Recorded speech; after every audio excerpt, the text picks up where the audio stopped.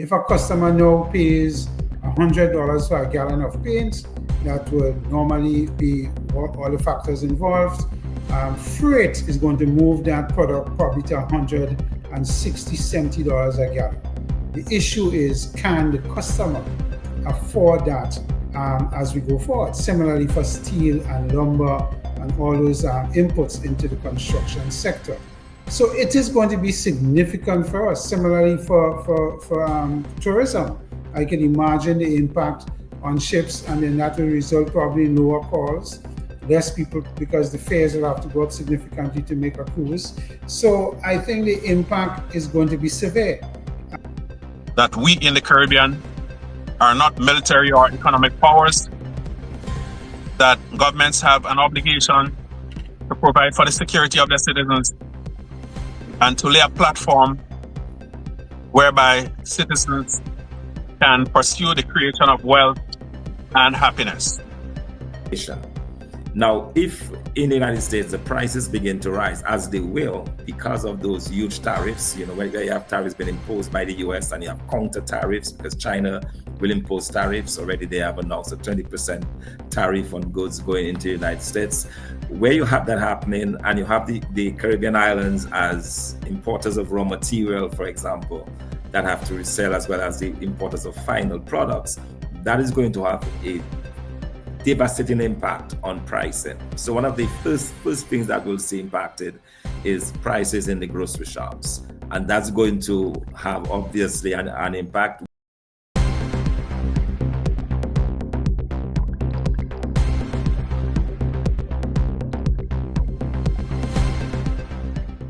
Now, tropical shipping and other trade experts in the Caribbean, as well as the private sector, is sounding the alarm over a proposed U.S. tariff that could severely disrupt the trade across the region. In a strongly worded response to the U.S. Trade Representative's office, the company condemned the move as a crippling blow to American exporters and regional commerce. The proposed measure, which is set to take effect next month in April 2025, would impose a $1 million fee per port call on any Chinese-built vessel docking at American ports. Now, given that most of the vessels serving the Caribbean were built in the People's Republic of China, the impact on shipping costs will be immediate and severe. Now, tropical shipping and other trade experts in the ocean freight business in the Caribbean warned customers that the tariff would drive up freight rates by thousands of dollars per container. It would also disrupt supply chains and threaten the long-standing trade partnership between the United States and its Caribbean neighbors. Now, in a letter to the U.S. Trade Representative's office, Tropical's president and CEO outlined the far-reaching consequences, which will include inter alia. 1. U.S. shipping companies and exporter would bear the brunt of the cost of the surge, losing competitive ground. 2. Logistics and port operations, jobs across Florida and other eastern seaboard hubs would be at risk. 3. Caribbean nations may be forced to pivot to alternative markets, rerouting billions in trade away from the United States. Now, of course, this tariff does not target China. It punishes American businesses and Caribbean economies, according to Tropical Shipping. Now, the proposed action is part of the wider U.S.-China trade war, which has been escalating tariffs and trade barriers. Now, however, shipping experts warn that this latest move places the shipping industry squarely in the crosshairs of this war, threatening the stability of a region already facing economic pressures. And they're calling for coordinated industry responses, and they're urging policymakers to reconsider this policy, this American policy led by the current regime in Washington, before it takes effect. Now, while time is running out, the company, that's Tropical Shipping, and its partners are bracing for what could be a major shakeup in the Caribbean trade system, as well as in the economies of the region. Now, here to make sense of all of this Mr. Joseph Andel, the Honorable Joseph Andel, who is Grenada's Minister of Foreign Affairs and Trade, Dr. Patrick Antoine, who is the CEO of the Caribbean Private Sector Organization, and of course, Dr. Thompson Fontaine is remaining with us because, of course, Dr. Fontaine is, prior to his involvement in Dominican politics, also served as an IMF representative, and he also worked in several development initiatives in Africa. And of course, we have Mr. Christopher Dialli. Mr. Christopher Dialli, of course, who was a former business representative in the Upper House of Parliament and a Grenadian entrepreneur. Dr. Fontaine, thank you for staying with us. Honorable Andel, welcome to the Bub Report again. Dr. Antoine, welcome back. And gentlemen, I suspect, given everything that's happening geopolitically, we will be relying on a lot of your expertise over the next 4 years, if in fact we survive the next 4 years. Not, I'm speaking here existentially, but I'm speaking now economically and otherwise. But gentlemen, welcome to the Bub Report. Mr. Andel, I do want to begin with you, and then I will go over to Dr. Antoine. In respect of the current threats of tariffs that will affect shipping and economic interests in the region, we did hear at the town hall meeting, the Honorable Prime Minister Deacon Mitchell spoke about those impacts. But can you talk about, at the CARICOM level, what conversations are you having about these threats? So, good morning to you, Dr. Bub. Yes, sir. And to my fellow distinguished panelists. Dr. Antoine, how are you doing, boss? Dr. Antoine, you need to unmute the mic there, yes. Sorry, I was just saying to my dear Foreign Minister, very well indeed. It's a pleasure to be on with you as well. Yes. And Dr. Fontaine, I think this is our first encounter. Pleasure to meet you and to be here on the panel with you. Pleasure. And my good friend, Brother Chris Dialli, Senator Dialli. Yeah, I'm hearing that you're moving on to a new phase. Yes. So I'd like to congratulate you for all of the yeoman service you have provided to the private and also the public sector in Grenada over the past few years. Mm-hmm. And to wish you all the very best as you chart new territory. Mm-hmm. Thank you for having me on, Dr. Bob. Yes, sir. Okay, I'm hearing a lot of reverberations. So I don't know if it's on my end, because where I am now, the internet is extremely unstable. In fact, you may be seeing my card. That's because we can hear you loud and clear, though. Yes. Okay, lovely. Yeah, I had to leave my home so that I could get some signal. Yes. Now, this is an extremely troubling situation for us in Grenada and in the wider Caribbean. And what is shaping up to happen is that it seems as if we are going to become collateral damage in a conflict not initiated by us, and in which we are only going to be the victims. Now, from our perspective, it is important that CARICOM try to take as unified a position as possible. If there was ever a time for CARICOM to speak with one voice, this time is now. And it is crucial that we resist any and all attempts to create schisms within the CARICOM mechanism. And so far, I'm confident that CARICOM as an organization is on the right path. The input of the Caribbean Private Sector Organization, ably led by Dr. Antoine, is crucial at this point, since their interventions will put us, the policymakers, in a better position to make informed decisions that will be in the interest of the Caribbean people. Now, the United States and the Caribbean have a long shared history in terms of economic, political, security, and other areas of collaboration. And What we do not want is a situation where, well, let me use an analogy. If you see a mosquito on your child's forehead and you have a mallet in your hand, you swing the mallet to kill the mosquito. You may or may not hit the mosquito, but you definitely will contact your child's head with possibly grave, even fatal consequences.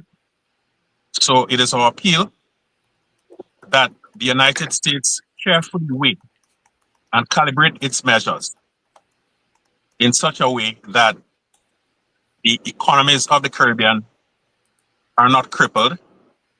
Because if we have crippled economies in the Caribbean, one of the very things that the America First policy is aimed at addressing and redressing: unwanted migration, the continued smuggling of illicit narcotics, the trade in small arms, human trafficking.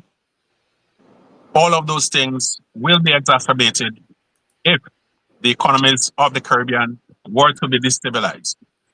So we are hoping that the United States take a clear picture of what it intends to implement, that it takes into consideration that we in the Caribbean are not military or economic powers, that governments have an obligation to provide for the security of their citizens and to lay a platform whereby citizens can pursue the creation of wealth and happiness. And any action by our major trading partner, with whom, incidentally, we have a massive trade deficit, that whatever action they take will not lead to the destruction of the economies and the livelihoods of Caribbean people. Now, Dr. Antoine, I understand that last week, that's the U.S. Trade Office. They're the ones I suspect who will be responsible for implementing these tariffs. They held public hearings last week here in Washington, D.C., and I believe you also participated in those public hearings. And of course, the public hearings was held to discuss the potential consequences of the tariff, which is part of a broader Section 301 investigation into, quote, China's dominance in the maritime, logistics, and shipbuilding sectors. I understand that you were at the hearing. So can you speak to what the U.S. Trade Office was attempting to accomplish there? Because we understand that the threats of these tariffs are coming hard and fast. Yeah. So thank you for having me, and I join with most distinguished Minister of Foreign Affairs and International Trade, and Chris Diali and others, in saying how delighted we are to be here with you this morning on this very, very important issue for the region. So let me say that three things I wanted to point out to your viewers. This started in 2024.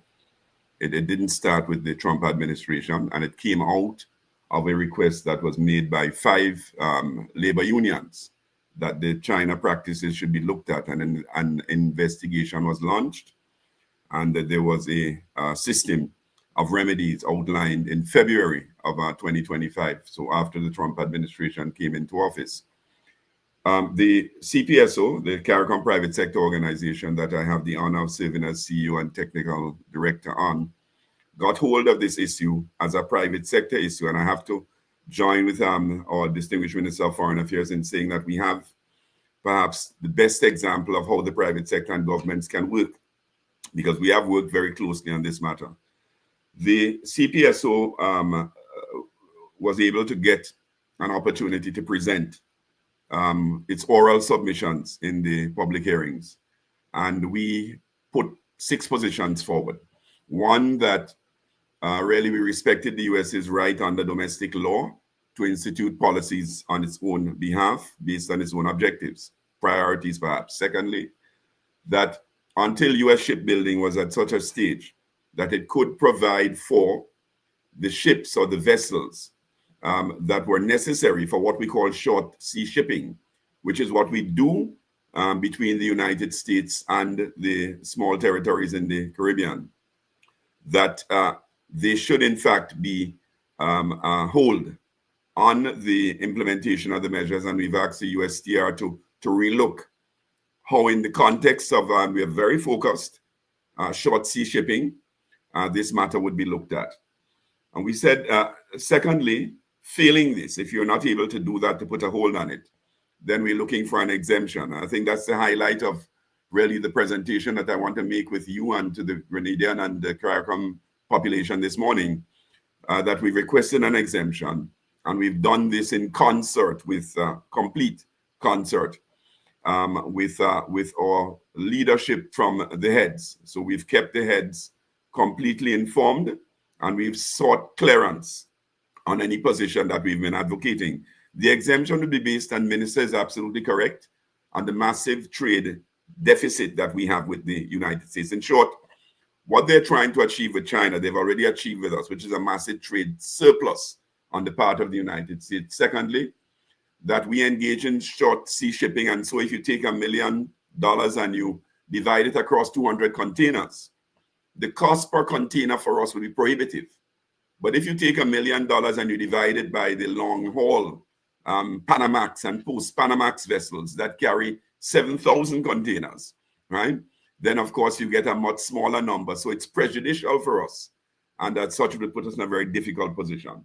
And so we said, look for short sea shipping, give us a carve out. And thirdly, we use the Caribbean Basin Economic Recovery Act, CBERA, and the Caribbean Basin Trade Preferences Act, and said to them, look, we have a framework in which we have driven successfully trade and development over the last perhaps 20 years, 30 even. So within those three critical points, criteria, your trade surplus, our short sea shipping, and the two principal acts that govern relations between our countries, that you give us a carve out. Let me tell you what I heard quickly. We put on the table the impact on tourism. I have to tell you that when we put that on the table, there were 10 commissioners. You could see their heads snap. They had not thought about the impact of this on tourism economies. Secondly, there was also a head jerk when we spoke about the impacts of this on cruise lines, because cruise lines essentially hub and in some cases spoke out of Florida. And because it's a big part of the Florida economy, I don't think that was properly thought through. Three, there was another head jerk when I explained to them based on the private sector mandate, which came from over 700 private sector entities. It wasn't just the idea of the CPSO. We're just an umbrella body representing the private sector. When we said this could hit CARICOM countries twice. Once, when you bring energy products or agricultural products in, and secondly, when you take them out. In short, every time you transit the port of Miami or the port of Everglades or any other port, and you're levied because our vessels are predominantly made in China, you are getting essentially a duplication of the fees. And I think the last thing that we said is that this would damage our marginal exports to the United States. Imagine someone making 15 cents or 50 cents US on a pound of sauerkraut from Grenada to the US. We're able to do that because we have been working with the liners and working with the maritime carriers to keep the duties and the fares and the freight costs down. Now, when you put this $1 million on every visit, what you've done is that when you compute that back to the cost on the container and you compute it back to the cost on the soursop, you've lost your margins. And I think that was really 4 or 5 big matters we brought, and there was strong reaction to it. There's a consensus emerging that some of these factors that I've mentioned are unique. So I want to rest there.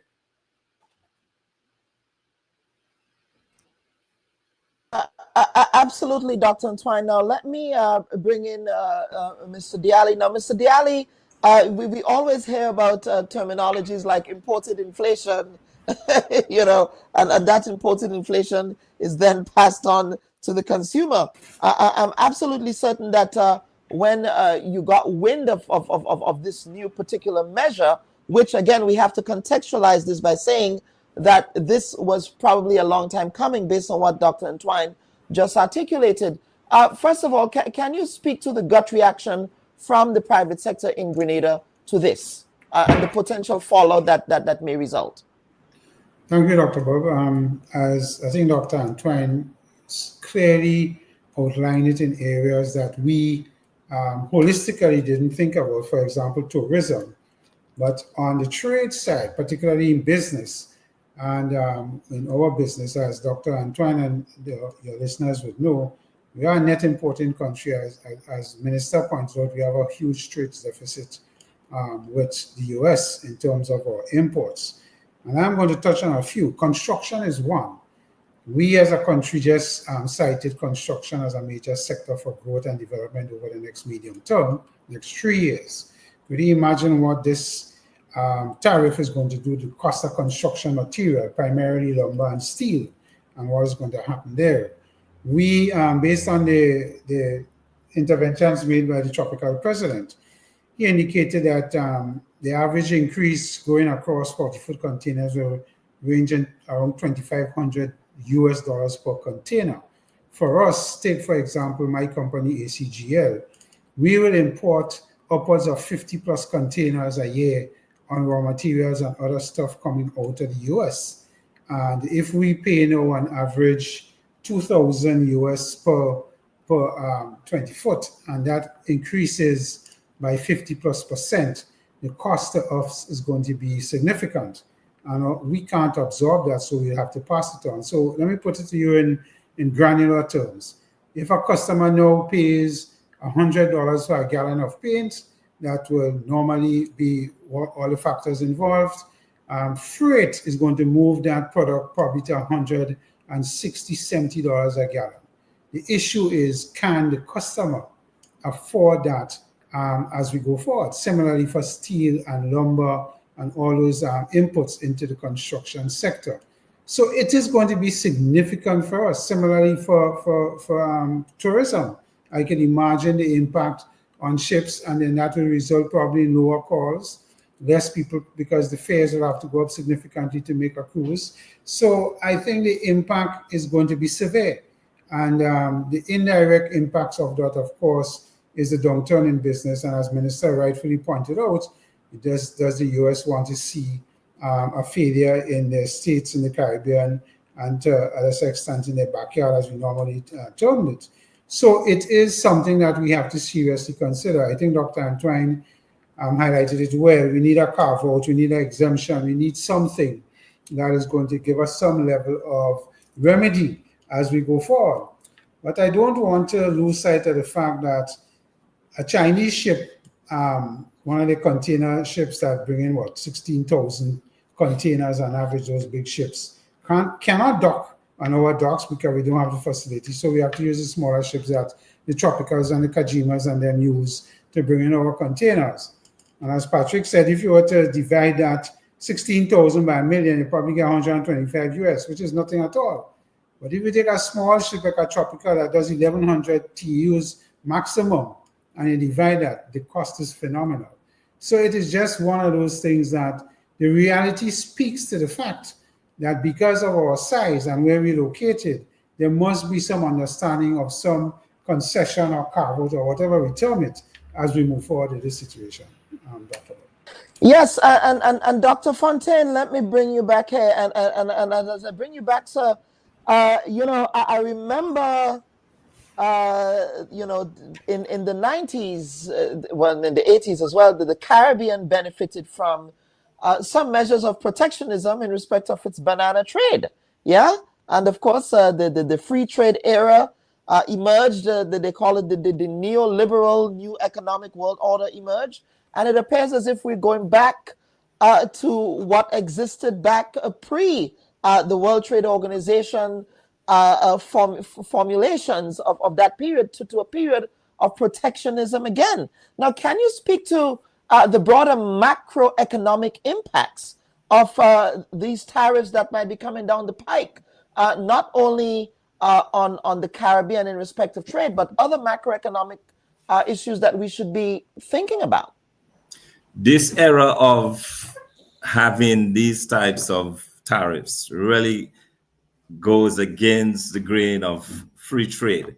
The world, the Caribbean included, has really benefited extensively from an era of free trade, as you rightly indicated, in the era of bananas. That was key to us maintaining that market for the length of time that we did.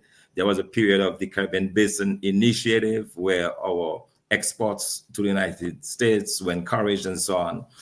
All of that appears to be now reversed, and it is unprecedented in its scale in terms of the extent of those tariffs. And when you consider that in the Caribbean, we import a significant amount of our goods from the United States. You're talking about appliances, you're talking about medicines and other things that are imported from the United States. When that becomes the subject of those types of tariffs, then the consumers in the Caribbean will pay for it. Our inflation rates in the Caribbean largely reflects the inflation rate in the United States. So, for example, you find that where there is a low period of inflation in the US, that tends to translate to the Caribbean. The whole question of imported inflation. Now, if in the United States the prices begin to rise, as they will because of those huge tariffs, where you have tariffs being imposed by the US and you have counter tariffs because China will impose tariffs. Already they have announced a 20% tariff on goods going into the United States.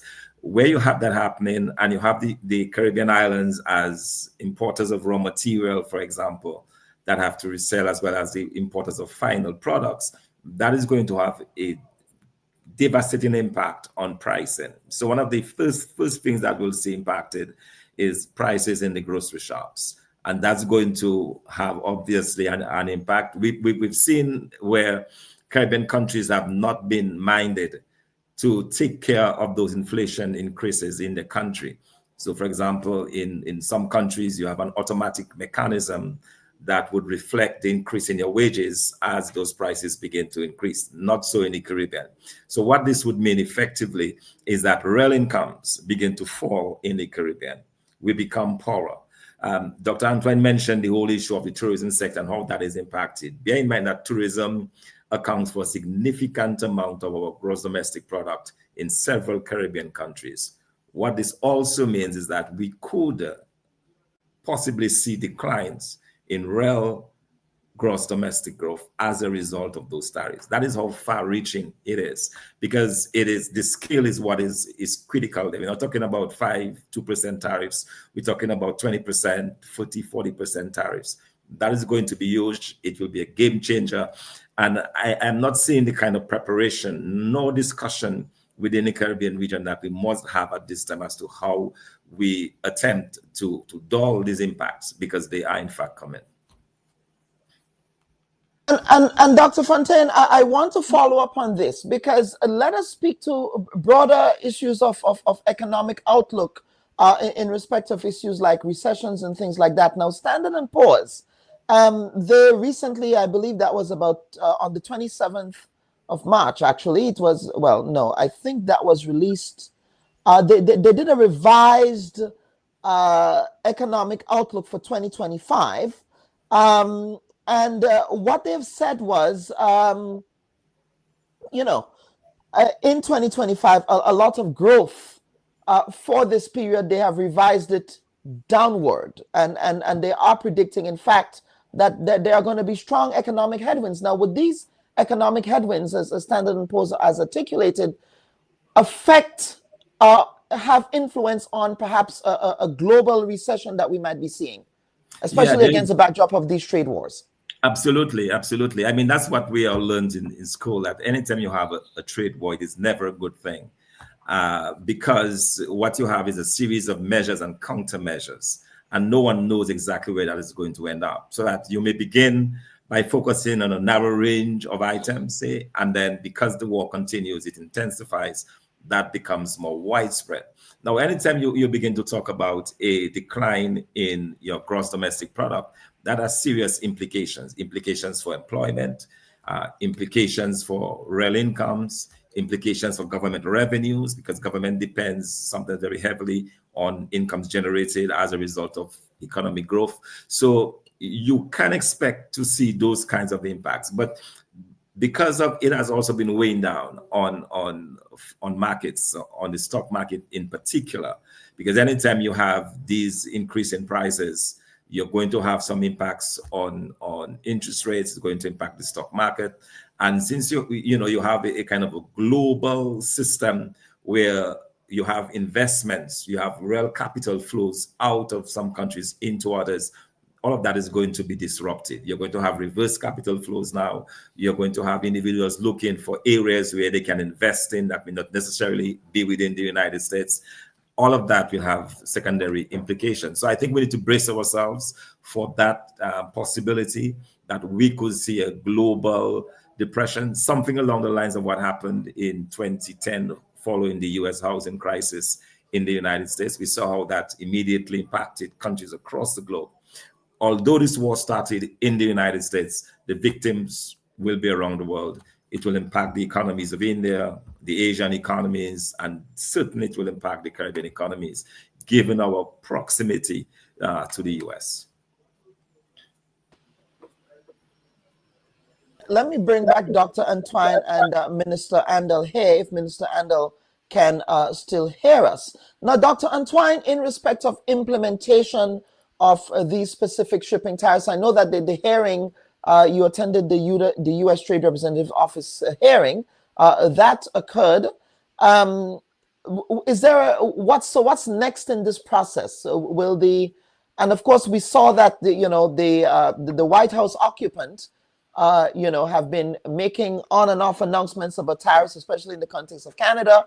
Today the tariff is off. One day the Canadian Prime Minister is the devil. The next day he had a wonderful conversation with the Prime Minister of Canada. It's just so much volatility, so much uncertainty. It's sort of this schizophrenic bipolar period in which we're in. What's next with this particular issue here, and what should we be looking out for?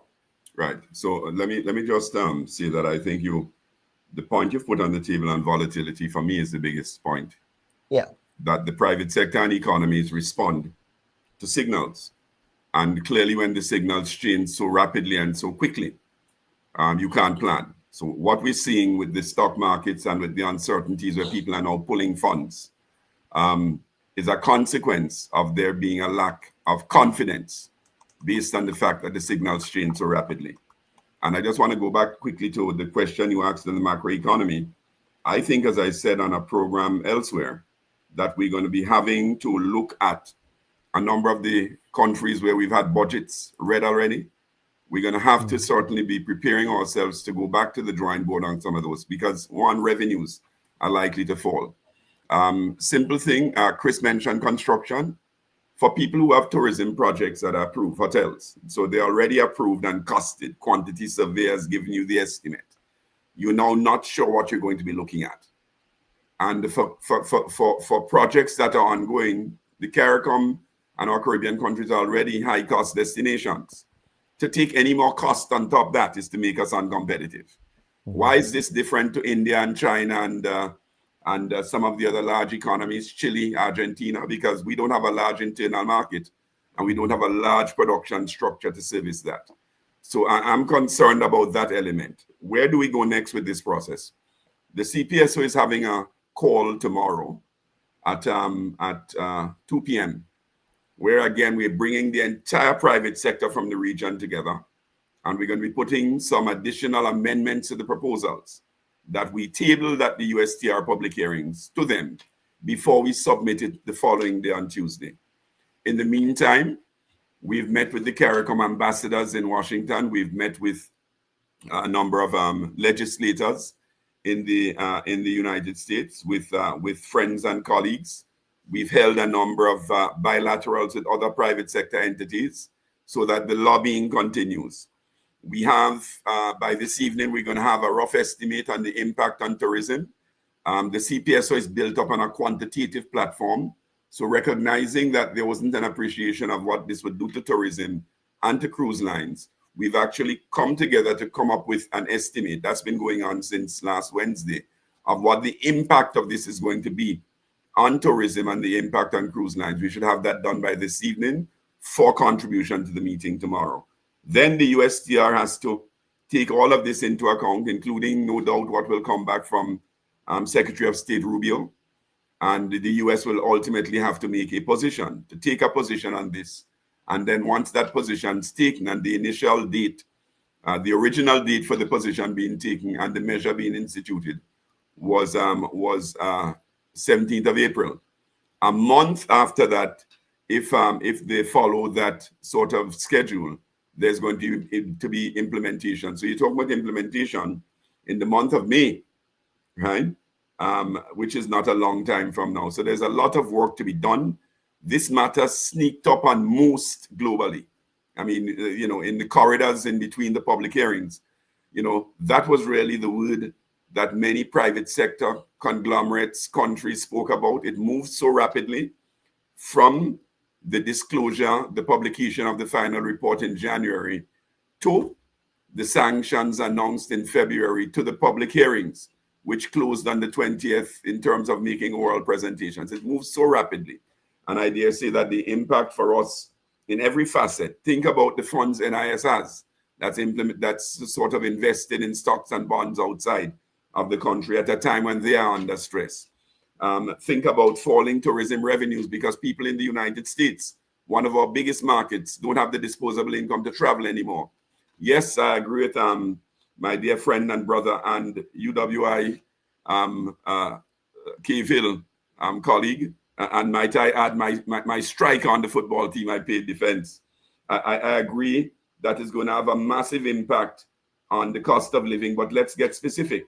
Food and nutrition security will suffer in region, and we are one of the regions that's most food insecure. So we have USAID funding going, we have this measure, and then we potentially have other matters coming.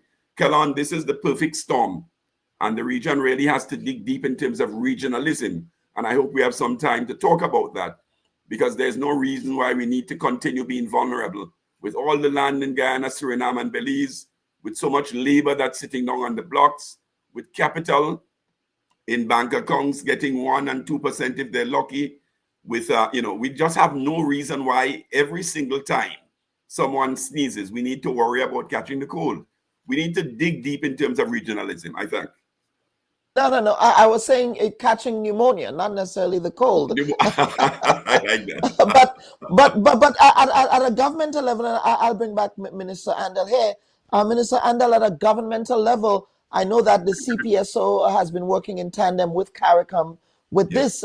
Is there any intention, Minister Andal, for CARICOM to convene perhaps a special session to treat with this? And of course, I know the Prime Minister, again, as I said at the last town hall, he did speak to this, but also looking to alternative trading routes. So for example, I know that the current administration in Grenada, and refreshingly for me, because I am a proud Pan-Africanist, has been doing that global South-South pivot, which I really appreciate. Is this a time now, Minister Andal, for us to really purposefully speed up those initiatives around having closer trading ties with Africa? So cliches become cliches for good reason. Yes. And the question for us in the Caribbean, should we see ourselves just as victims or as agents? And every challenge presents an opportunity. I agree. So even as we have to continue to engage the United States administration, we have to recognize that we cannot direct policy of any other sovereign country. We don't have sufficient political, economic, and importantly, military weight to do that. So therefore, dialogue continues to be of paramount importance to us. So we have to continue along that path. But we have to develop the ability to walk more than one path simultaneously. And you correctly identify the opportunities presented by so-called South-South cooperation.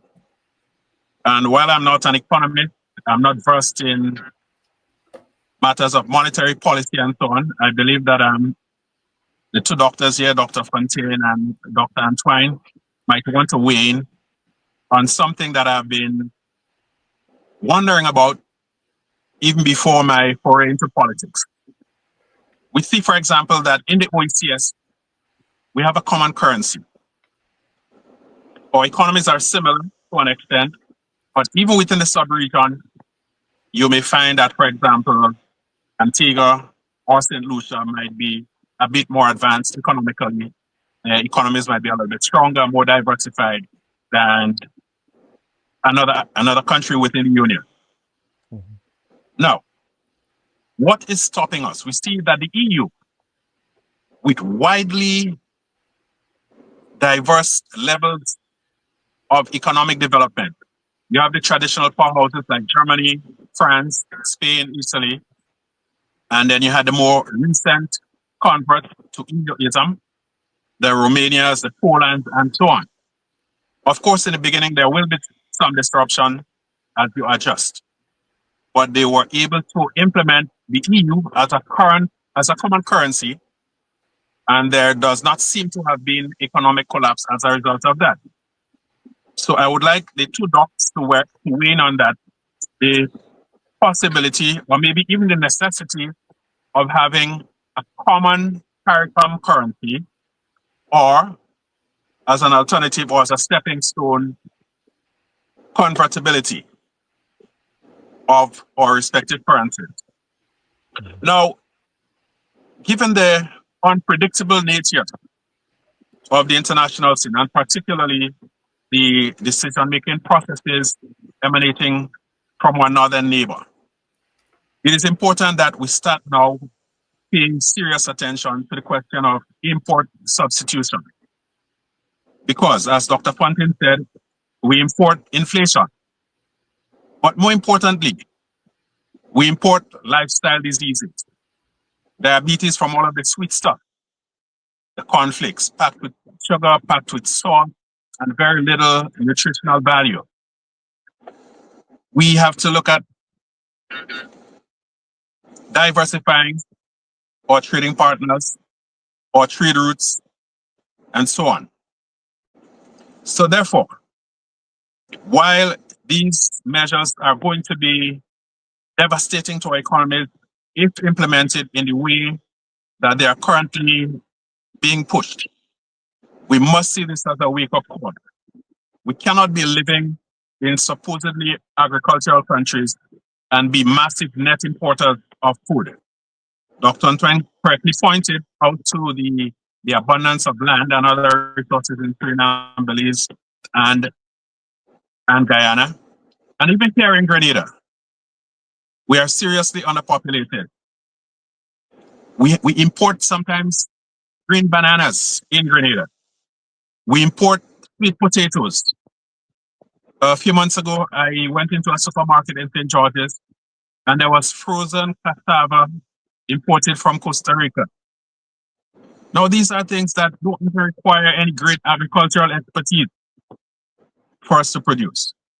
So we have to take an extremely serious look and make sure that we invest properly in the ability to feed ourselves, to improve the nutritional content of what we eat, and to reduce our vulnerability to not only capricious trade practices by other countries, but also the natural disasters to which we are so prone. When we look at the situation with beryl, from which we are still in recovery phase, I visited Carriacou a few weeks ago in February, and many of the houses still need to be covered, but we have a massive labor shortage. So we have to look for the opportunities in the midst of all of the potential danger that is looming over us.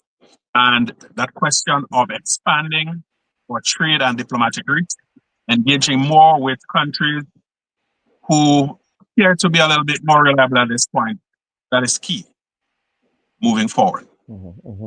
And to the question, Dr. Antoine and Dr. Fontaine, to Mr. Andels, Honorable Andels' question here about how we look at currency. And of course, we know that the EC dollar, for example, is pegged to the US dollar, and it has been like that for as long as I've been alive, as long as most of us have been alive when the EC dollar has been around. But let us speak to that issue of currency.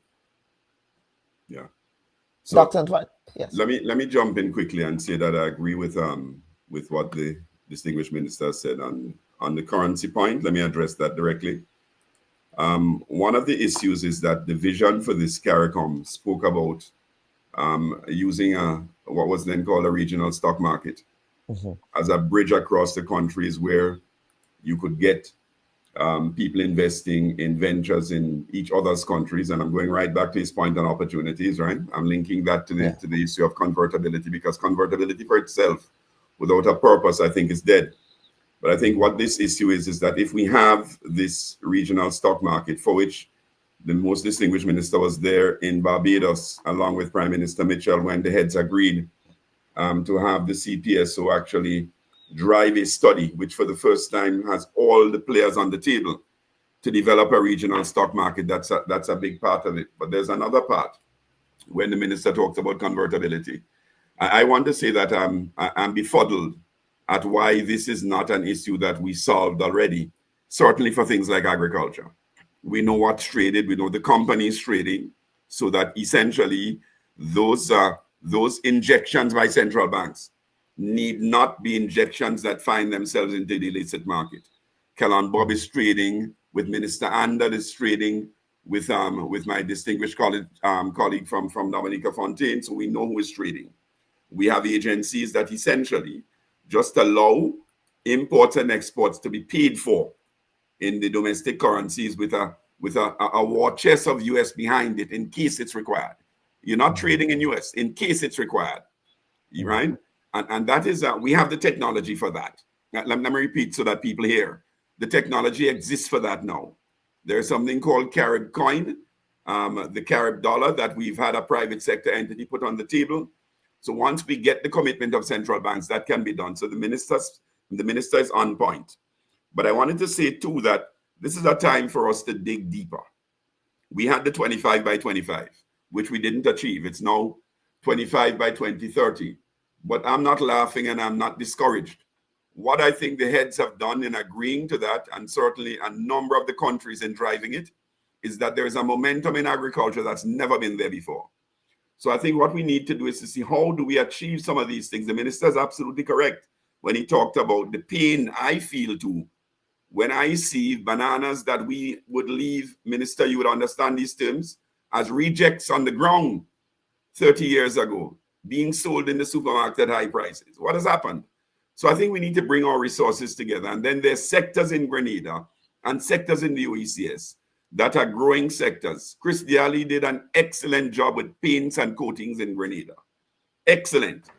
That's Grenada's third largest export in the OECS to CARICOM. So he's also exporting to the more developed countries. The United States is telling us in their strategic interests, they're protecting and driving products that make sense for them. We need to do the same thing for paints and coatings and so many other small things that I think we have an opportunity to do. And I want to thank the minister for that, because I know he's been open and we've been pushing on that. And then second, Minister, you're right. We need to do more with Brazil. We need to do more with Chile. We need to do more with Argentina. Those countries have production systems, research and technologists and specialists that can help us to grow our production while we start diversifying our trade with them. And then finally, we still need to do more on the political front. We don't do enough with the United States, although we are the third border. We don't invest enough in diplomatic relations. I'm not just talking about ambassadors, I'm talking about lobbyists to keep us in the room with the United States. We have Guyana, the world's largest reserve of oil. We have Suriname coming on board soon, among the top 10. We have Trinidad and Tobago with gas, and we have our own reserves. The Caribbean is of strategic importance to the United States, and they know that. So we have to invest more leveraging those things so that we can get what we want. So I agree with everything that I think the minister said, but I'm particularly highlighting what he said about the importance of us producing more and also us forming bridges with those around us, including Africa. Thank you. Absolutely, absolutely, gentlemen. We are quickly running out of time, but I did want to press Minister Andal on some other issues, Minister Andal. So I would have you here, and then we'll go back to the rest of the panel for closing comments. But Minister Andel, on the question of the Cuban medical mission, of course, we saw that the Secretary of State was in the region last week. He commented on that in Jamaica. And again, he keeps insisting that, the Caribbean is engaging in human trafficking, which is akin to slave labor coming from him that's very rich. But have you been approached, has the government of Grenada been approached by the U.S. administration demanding discovery on how Grenada treats with its bilateral relationship with Cuba on the question of the Cuban medical mission? Have they requested any information, files, documentation on compensation structures, things like that? So I would like to clarify something. Yes. These allegations about forced labor and human trafficking as regards to the Cuban medical brigades did not originate with this administration. In fact, as far back as 2023, in an informal conversation with a US diplomat, that question was posed to me. So the lesson under the here Biden is administration. that, pardon me? Under the Biden administration. Yes, indeed. Yes. So I think there's an important lesson here for us in Grenada and in the Caribbean, in that we tend to believe, often erroneously, that there are wide and wild differences between administration. When it comes to US foreign imperialism, policy tends to be very consistent and coherent. Yes. And some may espouse it more openly, but it is always about America first. And there's nothing wrong with that. Yeah. Grenada has an obligation to push Grenada first. Yep. So I just wanted to get that clear. Yes. So yes, we have received official communication via diplomatic note from the United States administration as far back as September 2024, 2 months before the last presidential elections in the US. So if we want to point fingers, we know where it starts. In our case, we are quite confident that our engagement with the Cuban brigades is in full conformity with ILO standards and other international practices. And we have communicated that to the US authorities. And we have no fear, based on the way that the program is carried out here, that there's any hint of human trafficking or forced labor. All right? Now, I said some time ago in another program that every country has ways and means of ensuring that people who benefit from state support in the education, in the educational formation, there's some mechanism put in place to ensure that something is put back in them. In Grenada, for example, if you receive a government of Grenada scholarship, you are bonded for a period of years, usually equivalent to the duration of your studies. I've been fortunate to receive 2 government of Grenada scholarships, and in both cases, I had to sign a bond. It just happens that in my case, that Grenada is so much in me that I have absolutely zero interest in living in any other country, no matter how rough or how hard times may become here. Good? In the United States of America, it is well documented that one of the greatest sources of poverty is the fact that people are repaying student loans, in many cases, federal student loans, for decades after they graduate. So, as the famous American saying goes, there is no free lunch. Somebody pays for it at the end of the day. But regarding Cuba and its cooperation with us, we are quite clear and quite confident that there is no element of human trafficking or forced labor.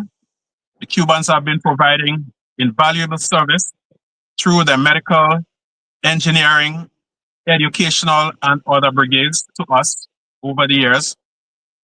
And without the contribution of the Cuban Medical Brigade, particularly in the field of health, Corpus Populi Pipe here in Grenada. Not only do the Cubans provide specialists and other allied health professionals, on an annual basis, they provide several scholarships for Grenadian students who would otherwise not be able to pursue professional and academic studies in Cuba. And I take this opportunity to appeal to our traditional friends to make such facilities available to Grenadian and Caribbean students. One of the problems we face is that even after we pay millions of dollars to train health professionals, another word doesn't come to mind now, although I don't want to say poach, but many of our professionals are approached to ply their trade in countries who can afford to compensate them better financially than we can. So this is something that we take seriously. We are in no way going to participate in or support human trafficking or forced labor. And we are quite confident, based on the nature of the arrangements we have with the Cubans, that there is no element of such in Grenada. Absolutely. And Mr. Ander, finally, before we get to closing comments, that has to do with, and again, and the viewers are expressing the same view. When it comes to foreign policy, both Democrats and Republicans are the same. One might be more politically correct than the other. But as a note of history, we have to make the point that it was a Democratic president who imposed embargoes on Cuba. It was not a Republican president. It was a Democratic president that everybody loves. That's John F. Kennedy. Okay, he was just as imperialist as the others, right? And they all maintained it since the Kennedy administration. But that has to do with, of course, the mass deportations that are occurring. And again, we also have to caveat this by saying that Barack Obama continues to have the reputation of deporting more citizens, more undocumented migrants from the US than Republicans. Of course, the difference now is that with this administration, they are engaging in lots of extrajudicial means to proceed with deportation. So can you speak to if you've received any communication from the Department of State, from US Homeland Security Department in respect of Grenadians who are currently caught up in deportation stings, and what arrangements is the government putting in place to ensure that we can facilitate, if in fact there is a surge of returning Grenadian migrants to Grenada? A few weeks ago, we did receive communication from the US authorities informing us that they would be repatriating or deporting Grenadian citizens. They did not give a timeline. They did not give names. They did not give numbers either. We responded immediately that we are ready and prepared to receive our nationals. We requested that any deportation be done in a humane way. Also, that evidence be provided that those being deported are genuine Grenadians. There was also a further request for us to accommodate third country deportees, and we politely declined because we are not in a position. We have seen in recent years that many of the people, especially those with criminal records, they come home and some of them continue to be involved in criminal activity. So this is something that we as government we have put together a cabinet task force to make preparations for if and when people are repatriated. We have requested a CV so that we know who is coming back to us. But we have to, everything is intertwined. And as the US is cracking down on illegal migration, they have to be extremely careful that the trade measures that they are implementing do not create situations in the Caribbean that result in economic dislocation, thereby fueling the very thing that the trade measures are purported to be trying to achieve. Yeah. So it is important that all the points put forward by the CPSO through Dr. Antwine be considered favorably by the US authorities, because failure to do so would inevitably lead to people finding ways and means to cross borders illegally. So you say a task force has been implemented by the government of Grenada. What is the remit of that task force? Is it a case where you're looking at how our returning nationals will be processed, trying to siphon off, for example, who might be criminal deportees versus who might just be, civilian deportees? How are you thinking about this? Right. So some of them will obviously have had criminal records in the US. So we have to look at social interventions to ensure that we provide an environment that encourages them to be rehabilitated and to be productive citizens. Many others will be law-abiding, hard-working citizens who unfortunately did not have their immigration status regularized in the United States. Many of them have acquired skills, know-how that we would welcome. So considering that our population is not growing by much, this may well be a blessing, as Black Adan said, that we will be having some of our people come back and render services that are sorely lacking in some cases in Grenada. Many of them have accumulated capital, which can be used to invest meaningfully to help to build our country. So we have to be open about it. Every country has the right to control its border. And if they say that they are going to be sending people back, once we are confident that they are our citizens, we welcome them back. Those who need some form of social intervention, we are working on trying to set up frameworks that those interventions will be able to use to integrate them into society. And those who are normal citizens who just happen to be irregular migrants, we are more than happy to welcome them back and to provide opportunities for them to grow economically and otherwise among family. I just want to press you finally, Minister. You said that the U.S. requested that Grenada welcome non-Grenadian nationals. Did they specify who these nationals were, and did they give a rationale for why they would want to have Grenada, a 133 square mile island, host non-national returnees from the United States? No, they did not provide any rationale. It was a direct inquiry as to whether we'd be willing to accept deportees from third country. Simple. And we simply said to them, sorry, we are unable to. And as far as I know, that matter has been laid to rest. And of course, we have a question for Dr. Jocelyn Peters here saying, do you offer rehabilitation programs? I'm curious about how these initiatives might impact job opportunities for a local community in respect of returning Grenadian nationals. So let us look. Currently, we are facing a labor shortage, particularly in the agricultural and construction sectors in Grenada. Some of the major construction firms have been approaching Grenada for permission to import skilled labor. Many of the hotels that are being built have to import specialized skills in order for the projects to move forward. So it is quite possible, even probable, that if and when Grenadians are repatriated from the US or other countries, that there will be among them people with the skills that we have been importing of late.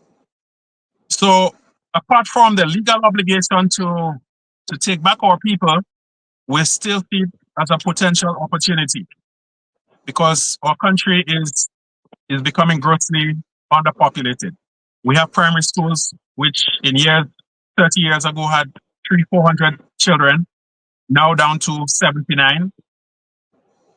We have schools. In fact, recently we've had to close down what was named Palmer School and convert it into a secondary school. So that could be a small measure to help to boost population and to help to increase and improve our skills bank. So we have to look at it in a positive light, and we have to make sure that we don't lump all of the deportees in one group, that we put measures in place to help those with a criminal past or with other problems of delinquency and so on, help to get them on the right path and to try to insulate society as much as possible from whatever harmful effect their return may pose to us. Absolutely, and not only that, because we claim to be a Christian society. Again, I say we claim to be a Christian society, and sometimes I think some of us don't behave as what we claim to be. Because again, this is an appeal to us as a national community that when folks return to Grenada, that we don't start shaming people and start just denigrating people. Oh, you're a returnee, you're a deportee, you're this, you're that, you're the third. Right? Because sometimes I've seen that in Grenada. Sometimes we call people deportees. Well, they call me a JCB when I go back to Grenada, although my accent hasn't changed. But Yeah, so I think, yes, go ahead, sir. Yeah. You're correct that we have to be careful not to stigmatize or pigeonhole people. Yes. Now, on the question of the JCB, I think that is a term that has been grossly twisted. That originated, in my view, as an affectionate way of saying, this person just come back, I just come back for the carnival and so on. And then it was abbreviated JCB. And we know with all of the sensitivity and the need for political correctness in some countries, people take offense at everything.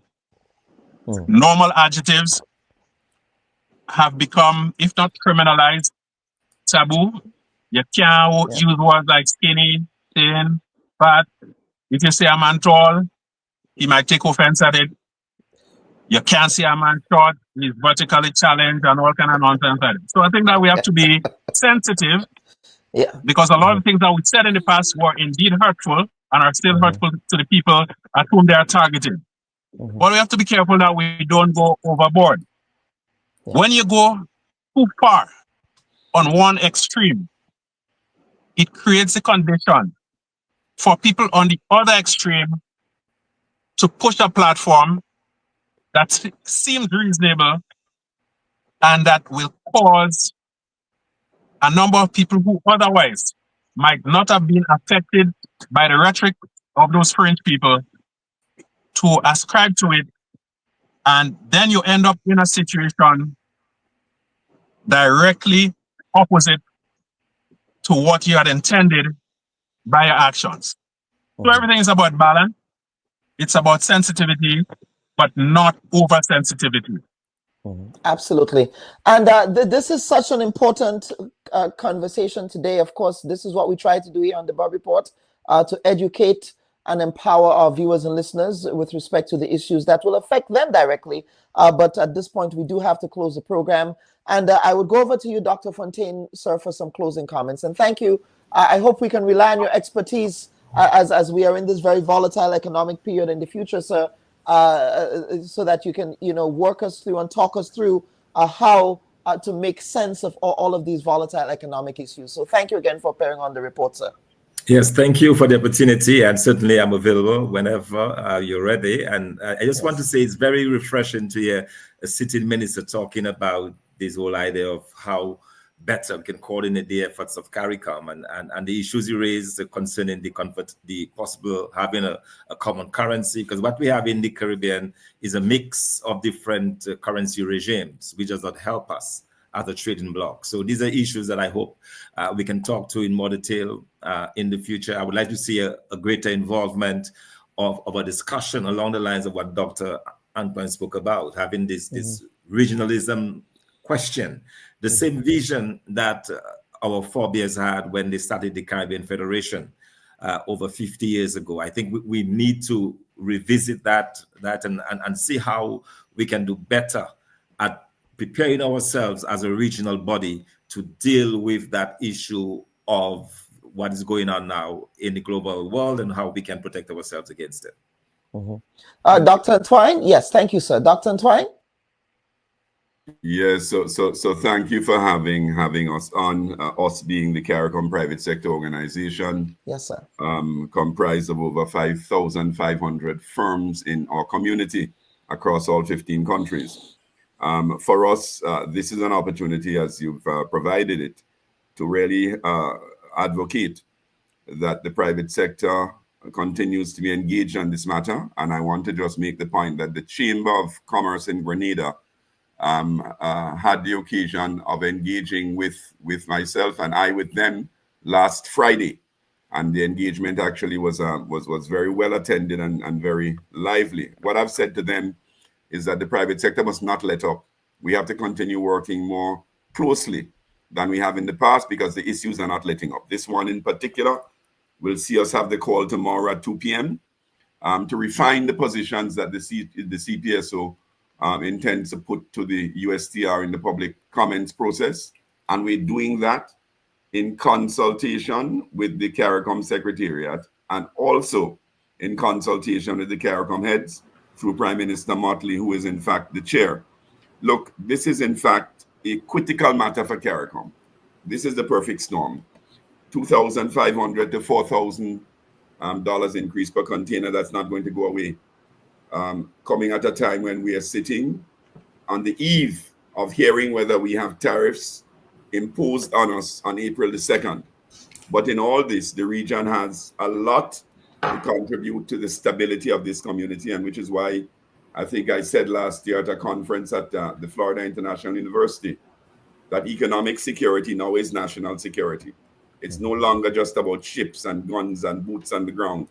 It's really about the economic lever, and we see the impact of it on the negative side. We also see the impact of it on the positive side. And finally, everything you said about joining forces in South-South cooperation, I'm a believer. The last word I want to say is that this is yet another opportunity for CARICOM to build out the integration process. It's not rhetoric. We can do it. We must do it. And with that, I want to thank you and the colleagues on the call. And I would say to Dr. Fontaine that I have two well-positioned Grenadian first, Dominican children. And I know that they'll be willing to contribute to your cause as well. You will ask no more questions after I've said that. Thank you very much. Mr. Diali, sir, over to you, sir, for some closing comments. Well, Kellan, my closing comments will be 10 seconds. Yes. I cannot agree more than what Patrick and the minister have said. I think we're on the right track with South-South and other trading and setting up foreign. My only thing to the minister is that I know our Prime Minister has launched an idea of getting rid of work permits so that we could solve the labor shortage in agriculture and construction and so on. And we've been talking about moving of people in the CARICOM region for decades or years now, and we don't seem to be getting it. So I am saying, take the bold step, get rid of work permits, and let's bring in people to help us in construction and agriculture and solve the labor crisis, because that, to me, is the first short-term and immediate low-hanging fruit we could deal with to get these industries. And if we want to talk about food security, production, and the agricultural side, in whatever way we can, is where we have to start. Thank you. Mm-hmm. Absolutely. And of course, last but by no means least, Minister Andal, over to you, sir, for some closing comments. And before we do, of course, we do want to have you back, sir, because, it will be the anniversary of Beryl. We'll be having some programming here. And of course, we know that your constituency, your parish in general, was also ravaged. We hear a lot about Carriacou and Petit Martinique, but also St. Patrick was ravaged. There was also a major house fire there. I understand that. I saw some reporting on the reconstruction of those houses. So there's a lot that we want to invite you back to come to speak about in respect of your constituency, but certainly on the question of these foreign policy issues, we're glad to have you. So over to you, sir, for some closing comments. Good. So thank you very much for having me. And I must say that It was a very enlightening program for me, listening to Senator Diali, to Dr. Fontaine and Dr. Antwine. It shows that we have the human capital in the Caribbean. And in spite of being islands, we have to learn to not be insular. If we pool that type of brain power together, I have absolutely no doubt that the Caribbean region will grow by leaps and bounds. By way of closing, I would like to advise the U.S. authorities that they must be careful about unintended consequences. Amen. You do not want to kill the baby while swatting away the mosquitoes. We have been trusted and reliable partners of the U.S. for many years, and it would be an historical tragedy for CARICOM economies and societies to sink as a result of a conflict not initiated by us and in which we have no interest in prolonging. We have to, notwithstanding all of that, embrace the opportunities for intra-regional cooperation, for looking at more functional ways of integrating Caribbean communities for the good of all of us. Dr. Antwine spoke about the millions of dollars sitting idly in banks and credit unions. And it is time that private sector and government take steps to put together a workable plan with timelines by which we use those idle funds to funnel into productive activities in our respective countries. We have to look at not duplicating what each other does. If you look at the question of health, for example, it may not be economically feasible for each of us to have a state-of-the-art cardiology unit, but we can say maybe we have one center in the Southern Caribbean, another in the North. Someone can specialize in sickle cells or what have you. So we have to look at ways to rationalize our scarce resources, to employ our brain power, to detribalize our political system, because that is a massive impediment to growth in individual countries as well as CARICOM-wide. So let us embrace the opportunities presented by these threats. And once we use the personnel at our disposal and we display the necessary political will and wisdom, I'm quite confident that CARICOM will eventually arise stronger out of this looming crisis. So thank you to my fellow panelists, to the listeners and viewers, and to you, Dr. Bob, for continuing to do a sterling job of providing a platform for people to put forward policy ideas and so on, and for the general Caribbean public to have the opportunity to listen, to participate, and to learn. Thank you. Absolutely. Viewers and listeners, very, very important, sobering conversation we had this morning in respect of the whole issue of these trade tariffs. Again, that it seems as though, you know, this is the Monroe Doctrine on steroids, really. Hi, everyone. Thanks for checking out the Bob Report's social media pages. If you'd like to get more videos, show highlights, and watch our weekly live show, follow our Facebook, Twitter, and Instagram pages, and also subscribe to our YouTube channel. You can catch repeat episodes on Wednesdays at 4 and 5 p.m. respectively on CRFM Radio and GBN TV in Grenada. We are also viewed on Sundays at 8 p.m. on WPG 10 throughout the Caribbean. Thanks for watching.